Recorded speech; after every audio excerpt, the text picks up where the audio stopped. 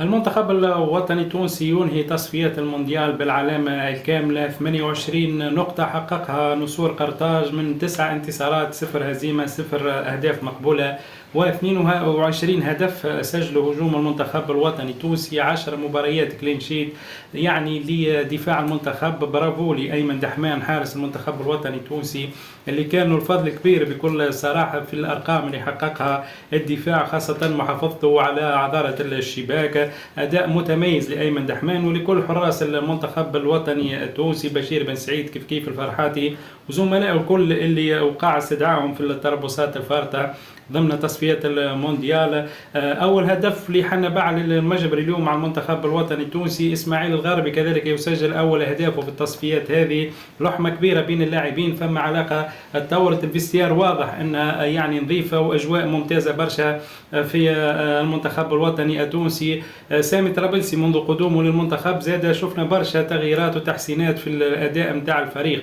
برشا منكم ماهمش باش يوافقني الراي يقول لي لعبنا ضد منافسين يعني متوسطين برشا، كانوا ماهمش ضعاف برشا، صحيح، ولكن هذيك القرعه وهذيك التصفيات كل مجموعه وفيها منتخبات يعني، ولكن المنتخب الوطني التونسي عمل اللي لازم يتعمل في كل المباريات، حقق النتائج الايجابيه نتاعه. ماهوش ذنبه ان المنافسين كلهم ضعاف والا اغلبهم ضعاف.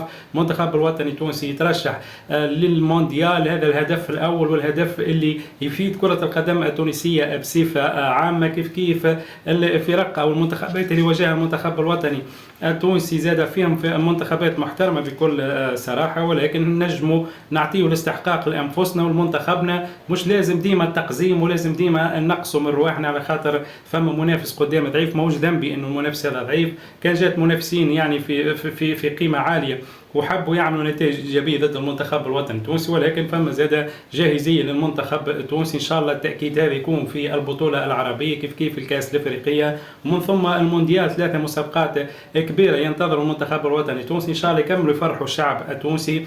ان شاء الله الشعب التونسي زاد يعاود ذاك اللحمه ويرجع يتلفت شويه للمنتخب الوطني التونسي، وترجع هاك الغيره على المنتخب الوطني التونسي، لانه بكل صراحه بعدنا برشا، والاجواء هاكم تشوفوا ديجا الملعب ديما فارغ رغم انه المباريات في وسط اسبوع ومتفاهمين الوضع هذا، ولكن نحكي بصفه عامه ما فماش جمهور للمنتخب بكل صراحه. ان شاء الله عوده سريعه للاجواء نتاع المنتخب، وزاد اللاعبين والاطار الفني لازمهم يكونوا في المستوى ويحققوا نتائج ايجابيه، ونمشيوا لبعيد في المسابقات اللي مش نشاركوا فيها بطبيعه الحال، على لا الترشح الى الدور الثاني في المونديال.